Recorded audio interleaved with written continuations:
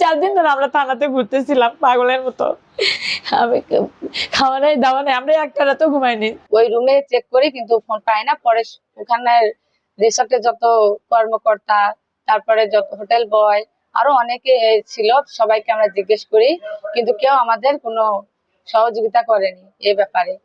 পরে উল্টা ওনারা আমাদেরকে বলে যে তোমরা ফোনটা থানায় গিয়ে খোঁজো। রুম থেকে বের হয়ে গেছি, আমার সঙ্গে ওরাও বের হয়েছে, কিন্তু আমি বের হই ওই থানার সামনে অনেক কান্নাকাটি শুরু করে দেই। ওখানে যে এত লোক ছিল থানার, ওরা যে আমাদের বিষয়টা দেখলো না। 3-4 দিন ধরে আমরা থানাতে ঘুরতেছিলাম পাগলের মতো। আমি খাওয়া নাই দাওয়া নাই, আমরা একটা রাতও ঘুমাইনি।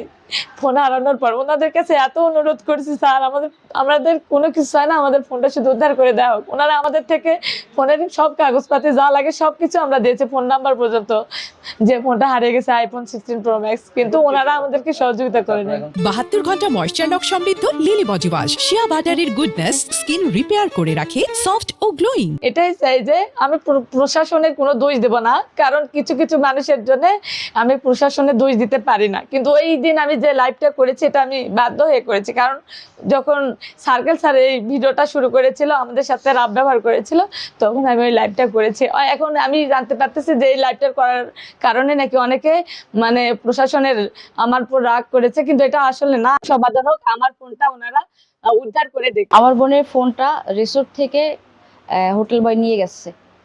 তারপরে আমরা রিসোর্ট কর্তৃপক্ষকে জানালে তারা এটার কোনো সমাধান দিতে পারেনি, তারা আমাদের কোনো হেল্প করেনি। এবং থানায় আমরা গিয়েছিলাম, থানাতেও আমরা হেনস্থার শিকার হয়েছি। প্রায় 4-5 দিন ধরে আমরা থানাতে ঘোরাঘুরি করতেছি।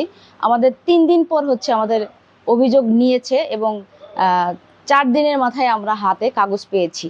তো এই যদি হয় কক্সবাজারের অবস্থা, তো এখানে কোনো ট্যুরিস্ট এসে কোনো নিরাপত্তা পাবে না কখনো। এসপি সাহেব বলেছে এই ফোনের দাম তো অনেক, তোমরা টাকা কোথায় পাইছো, তোমার বাবারও তো অবস্থা তেমন ভালো না।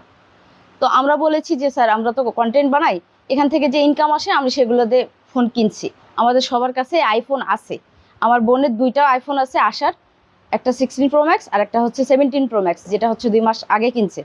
আর আমার কাছে 13 আছে। ওনার পাশে যে ছিল ওনাকে দিয়ে আমাদের সবার ভিডিও করাইছে, যেন আমরা এখানে দোষী, আমরাই এখানে অপরাধী, আমাদের ভিডিও করে রাখতে বলছে, যেন এরা বাইরে গিয়ে উল্টাপাল্টা কথা আমার ব্যাপারে না বলতে পারে। আমরা চাই এটা সুস্থ তদন্ত হোক এবং যে এসআই এটার সাথে জড়িত, আমার মনে হয় উনি এটাতে কোনো কিছু সমস্যা আছে, তো ওনার ব্যাপারে ইনকোয়ারি করা হোক এবং আমাদের সমস্যাটার সমাধান করা হোক। হোটেল মালিক পলাতক, হোটেলের স্টাফ পলাতক, হোটেলের ম্যানেজার পলাতক। তারপরে আমরা চলে আসি।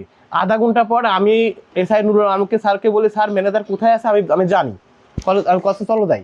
তারপরে মাঝপথে আইসে আমার আর একটা ভাই আছে, মাঝপথে আইসে কষ্টে আমি ম্যানেজারকে কেন ধরবো, কেন ম্যানেজারকে আমার লেখা আছে 2 নম্বর বাদী, তারপরে ম্যানেজারকে ধরবেন না, কয় নাই ম্যানেজারকে ধরবো না। তারপরে আমার সাথে একটু তর্কতর্কি হয়, পরে ব্যাগ চলে যায়, পরে আর ধরেই না। আমরা একজন পর্যটক, আমরা অনেক দূর থেকে আসছি, এটা আমাদের সাথে একদম খারাপ ব্যবহার করছে।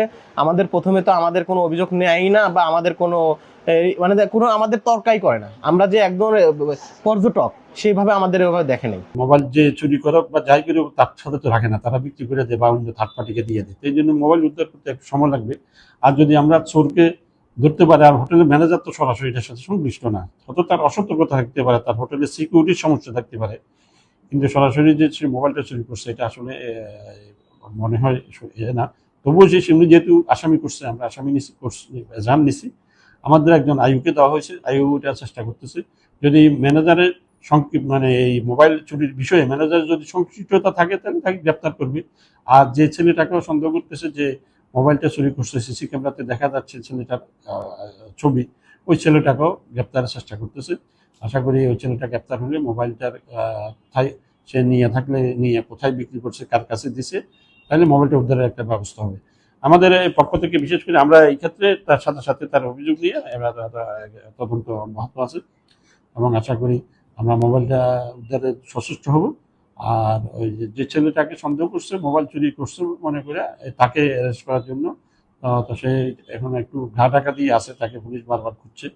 এরপরেও তার বিভিন্ন অহিতে আমাদের তথ্য প্রযুক্তি সহায়তা নিয়ে বা বিভিন্ন ভাবে স্থানীয় সোর্সের মাধ্যমে তাকে গ্রেপ্তার করার জন্য আইউকে বলা হয়েছে।